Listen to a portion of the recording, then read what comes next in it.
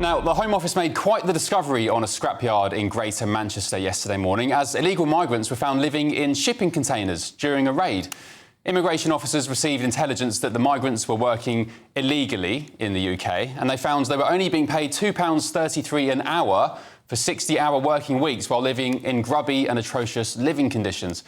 Now, some may argue that they should be returned to their country of origin, but in comparison to those who crossed the channel with the intention of living purely off the state, should we actually be offering amnesty to those who have come over here with the willingness to work? Let me know your thoughts by heading to gbnews.com/your say or tweet me at gbnews. And while you're there, vote in the poll. I'll bring you the results in a few short minutes. But first, going head-to-head on this is the director of the Centre for Migration and Economic Prosperity, Stephen Wolfe, we got there, and political commentator Jonathan Liss. Good evening to you both. Thanks for joining me.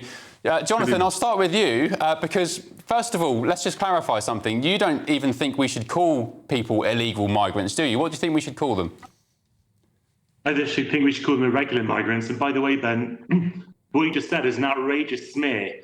How on earth do you know that people are coming here on boats in order solely in order to sponge off the state? That's an outrageous thing to say about people who might have been fleeing the most desperate poverty, the most horrible conflicts and wars. Not all of them, Jonathan. For safety. Be honest, they're not all fleeing war. They're coming here to be productive citizens. You know, we just saw the other day about the Afghan refugee who's now qualified to be a doctor. What's to say that if people are not given a chance to be productive members of society, they won't be? Stephen Wolfe? Well, that's, again, an outrageous statement, which I find unsurprising from those who like to change the language internationally of what is an illegal migrant. You are illegal if you don't have a right to enter into a country. You then only become temporarily an aspect of not regarded illegal if you claim asylum and asylum is granted. And what Jonathan fails to understand, and I'm looking at the ONS figures now from the year 2001 to 2022 as part of our research, there were 922,623 applications for asylum. Under the first decisions on that, 578,220 were rejected. And what has happened there is you will see from those numbers that over 2/3 initially are rejected from being genuine asylum applicants. So they're not coming here to encourage themselves to have better lives because they're fleeing torture, as Jonathan is suggesting. It's because they're economic migrants, and no one, not even the EU or the UN, accepts that economic migrants is the same as those who are fleeing torture under asylum applications or the ECHR.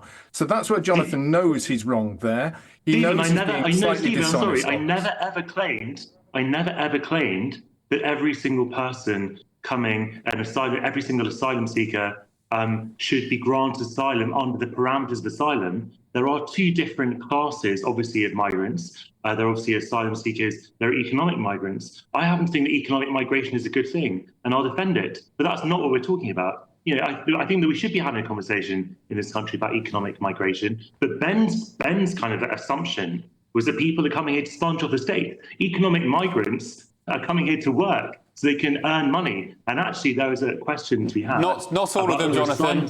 Not all of them. Should be allowed to work while they come here, because at the moment that's what they're the not research even is allowed trying to to work, show, so they Jonathan. have to claim off the state. The research we're trying to show is that your assumption that everyone is coming here as economic migrants and not trying to sponge off the state, that is not entirely true either, because they also recognize that as part of the deals that they're doing with the people smugglers, who are evil, they are charging them huge fees with interest on it and charging them where they live. They take a percentage of their living wages. All of that is part and parcel of the packaging in order for that they can work here for free, run by the gangs. They're not coming here through the normal routes, which is a visa option. Stephen. And there are plenty of visa options for people to come if they're genuinely seeking economic benefits of working here. They just don't. They choose the route of working with illegal migrants and working with people smugglers to come here. Stephen, can I ask you, these guys found in Oldham in Greater Manchester, living in torrid conditions, working for around £2 an hour, the Home Office, or sources there anyway, say that they are assessing whether they should be sent back to their home countries, including Belarus and Vietnam. Why are we deciding whether to send them back? Why aren't they just being sent back? Well, at the end of the day, this is where Jonathan and I will agree on, is that anybody who's here, even if they're in the circumstances that we found, do have the right to make a claim for asylum. So that needs to be assessed properly. But once they have been determined either not to be a genuine asylum seeker, that's where the law should kick in properly, and they should then be removed under the processes. Sadly, in the country, and which is why people smugglers really know that they got a great business model, is we tend not to remove anybody permanently unless we've managed to get new deals in place. The Labour Party hope that they can achieve that. Well, Jonathan, ironically, I think the last Labour government to really get serious with deportations was Blair's government. And since then, the Conservatives included, they've just sat on their backsides doing nothing. Well, obviously, the Conservatives deliberately kind of stymied the system. So you had tens of thousands of asylum seekers in backlogs, which had largely been cleared under the last Labour government. That was a deliberate political tactic, as well as a kind of a sign of the Conservatives' incompetence. But clearly the new government has said they want to speed up claims. I do think that we should point out that 75% of asylum seekers, for the last recorded year before the law changed, who did apply for asylum, were considered to be legitimate asylum seekers. Obviously, if you're considered found not to be a legitimate asylum seeker, and you are an economic migrant who hasn't fled torture or war, etc., then under the current processes, you can be deported. But obviously, the government cannot deport someone to a country where they're going to be at serious risk of harm. Britain has obligations, human rights obligations, international law and treaty obligations, even if the last government chose to ignore them.